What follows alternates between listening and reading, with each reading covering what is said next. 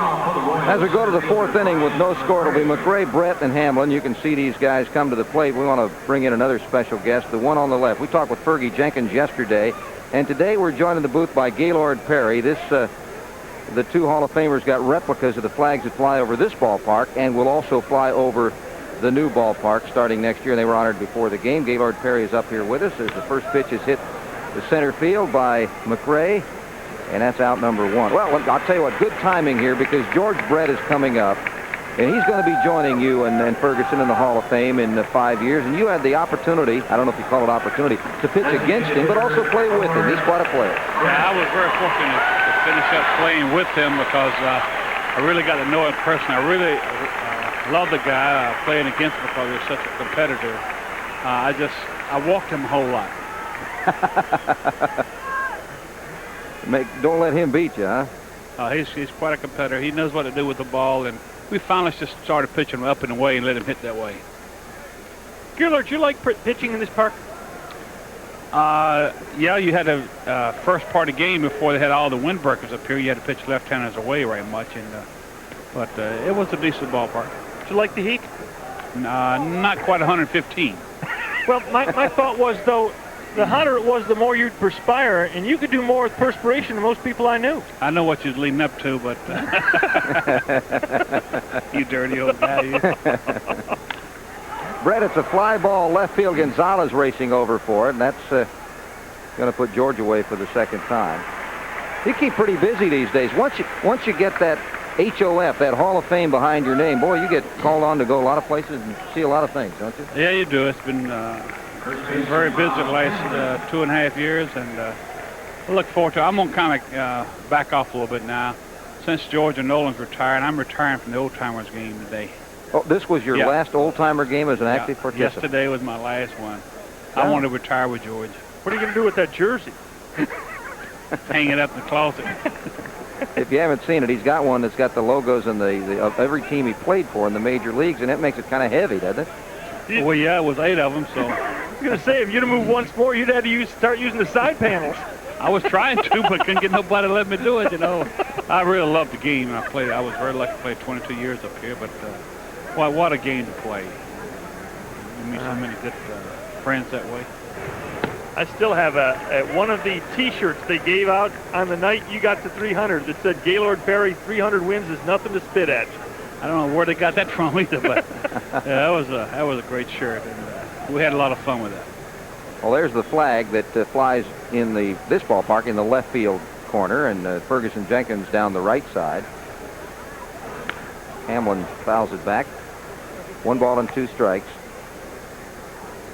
The game was played yesterday. It brought back a lot of guys that you probably hadn't seen for years. How many of them did you still recognize after the passage of time? Well, you start asking some of your buddies, who is that walking in? And that's the first time we've seen Alex Johnson in, I guess 25 years. Yeah. It was good to see Alex. That's a foul ball. Yeah, if you haven't seen somebody for a while. And then there are always the exceptions. We used this yesterday. We talked about it a lot. Guys like Toby Hara, who wears the same uniform he wore in '74. Stays the same. He really does. And Roy Howell's even thinner than when he played. And it makes it tough on us guys. Somehow we don't shed it as easy as they do. 1 ball and 2 strikes. Yeah, that's the thing that I think that's most amazing to me is taking a look at some of these guys. And some of these guys, they really take that seriously. I guess that's probably one reason why it's time to retire, huh?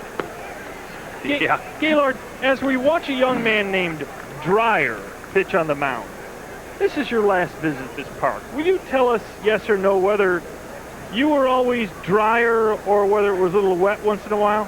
This was a good day for me. Grass is wet. Grass is wet? Yeah, outfield's wet.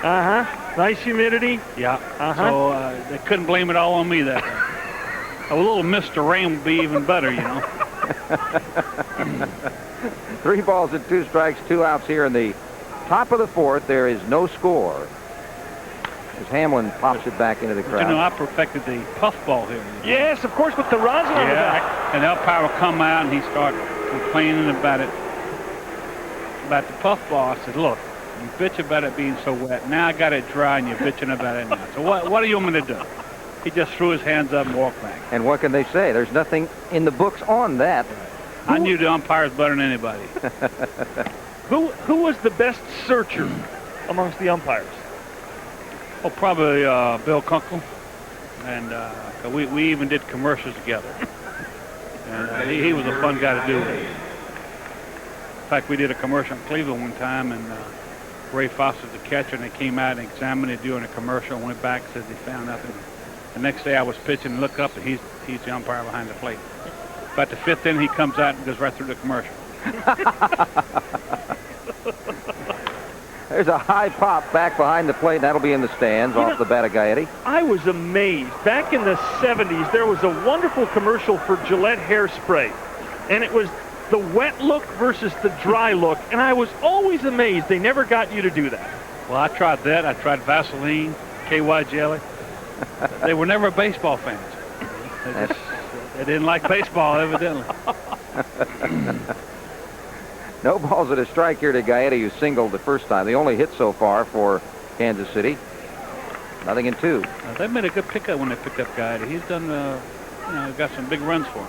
Really did. He had a home run yesterday, and they got him really off the heap. I think people in California thought that maybe he didn't have much left, but he has done a good job for Kansas City.